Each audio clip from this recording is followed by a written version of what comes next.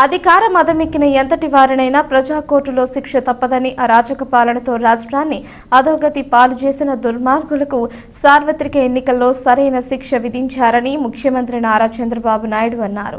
పాయకరావుపేట నియోజకవర్గం నుంచి ఉత్తరాంధ్ర పర్యటనకు శ్రీకారం చుట్టిన ముఖ్యమంత్రి ఇవాళ ఎస్ రాయవరం మండలంలో పర్యటించారు.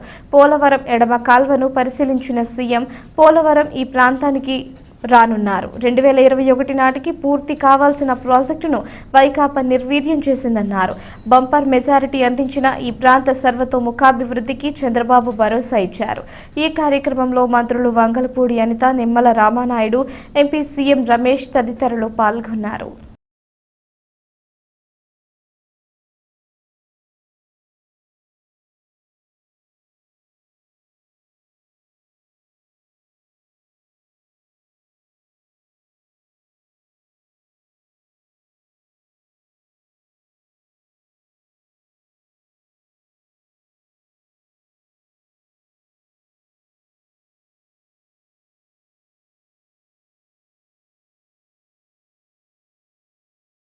మీ రుణం తెచ్చుకుంటాం.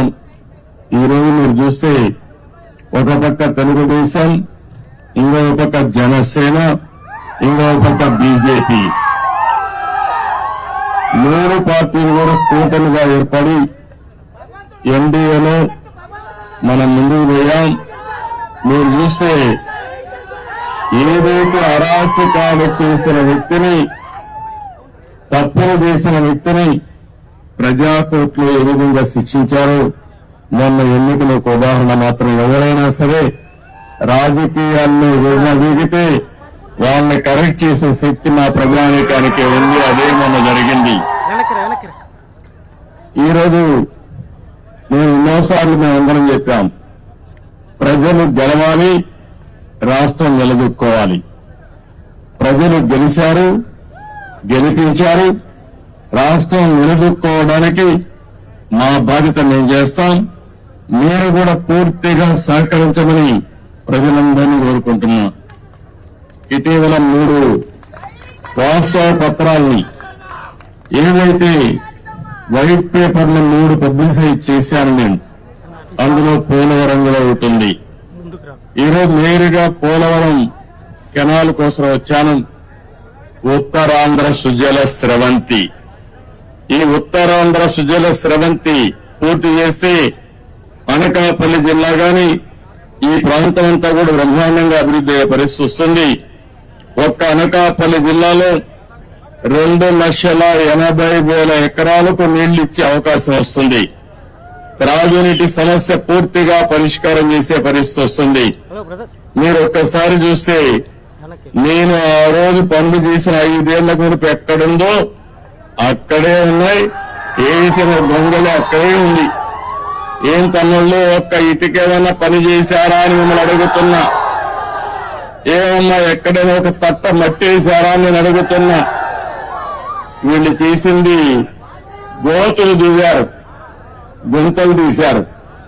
బాగు చేయలేదు కానీ గుంతలు తీసే పరిస్థితికి వచ్చారు. ఈరోజు మీరందరూ ఆలోచిస్తే Uttarandhra Sujala Sravanthi left main canal 214 కిలోమీటర్లు రావాలి. ఇప్పుడే దీనిపైన మీరు ఒకసారి చూస్తే పోలవరం నేను 72% ఆ రోజు పూర్తి చేస్తే ఈ దుర్మార్గులు వచ్చి 72% పూర్తి చేసిన డయాఫ్రామ్ వాళ్ళు పూర్తయితే దాన్ని గోదావరిలో కలిపేశారు. కాల్ఫర్ డ్యాములు డ్యామేజ్ అయినాయి. 2021 జూన్కు నీళ్లు రావాల్సిన పోలవరం ఇప్పుడు ఎప్పుడు వస్తుందో చెప్పలేని పరిస్థితి తీసుకొచ్చారు. ఏదేమైనా పోలవరం ఈ రాష్ట్రానికి ఒక వరం. ఉత్తరాంధ్ర సుజల స్రవంతి పూర్తి చేసుకుని పోలవరం ద్వారా గోదావరి నీళ్లు మనం తెచ్చుకోగలిగితే ప్రతి ఎకరాకు నీళ్లు ఇచ్చే అవకాశం వస్తుంది. కరువు అనే సమస్య ఉండదు. అందుకనే ఈ రోజు ఇక్కడికి వస్తానని ఒకటే ఆలోచించాను. పురుషోత్తపట్నం లిఫ్ట్ ఇరిగేషన్ పెట్టాం. ఇంకో పక్కన అక్కడనే పుష్కర లిఫ్ట్ కూడా ఉంది. 2 లిఫ్ట్లు చూసి పోలీస్ అరవాల్సిన పని లేదు. ఆ లీడర్స్ పంపి అక్కడ నిలబడుకుంటారు. మీరు అనవసరం గొడవ చేయొద్దండి. మనకు ముందు పార్టీ వాళ్ళే ఉండేవాళ్ళం, ఇప్పుడు అదనంగా గవర్నమెంట్ చూడు పోలీసులు కూడా ఉంటారు. మన లీడర్స్ జాగ్రత్తగా ఆర్గనైజ్ చేసుకోండి. ఈరోజు నేను ఇక్కడికి వచ్చినప్పుడు చూశాను. నా ఆలోచన ఏంటంటే గోదావరి నీళ్లు అనకాపల్లి జిల్లాకు రావాలి. గోదావరి నీళ్లు వస్తున్నాయి కానీ విశాఖపట్నం పూర్తిగా తాగేదానికి గాని పొలాలకు గాని నీళ్లు ఇచ్చే పరిస్థితి రావాలి. అందుకే ఈ రోజు కూడా పోలవరం పూర్తి కావాలంటే కొంచెం సమయం పడుతుంది కానీ అది పూర్తయ్యే లోపల పురుషోత్తపట్నం పుష్కర లిఫ్ట్ ఇరిగేషన్ల ద్వారా ఒక 2,500 క్యూసెక్స్ ఆఫ్ వాటర్ ని ఈ ప్రాంతానికి తీసుకొచ్చే అవకాశం ఉంది.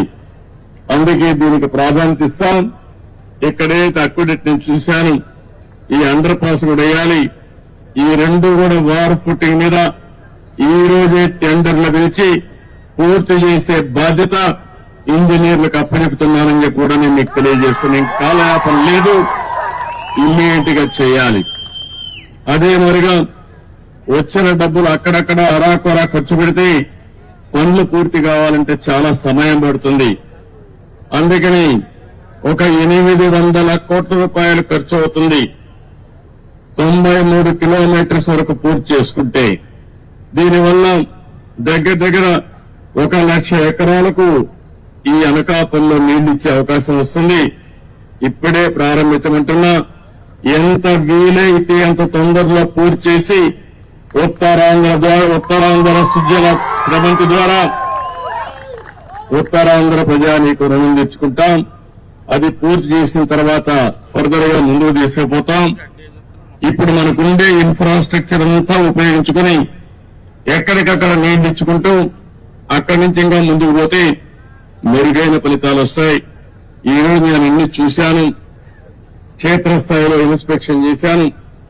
రేపు అధికారులందరూ కూడా యాక్షన్ ప్లాన్ తయారు చేయమంటున్నా.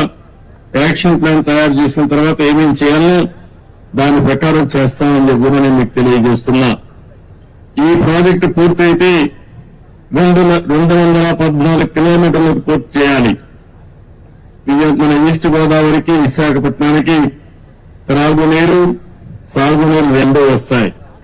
దగ్గర 4,00,000 ఎకరాలకు సాగునీరు ఇచ్చే అవకాశం ఉంది.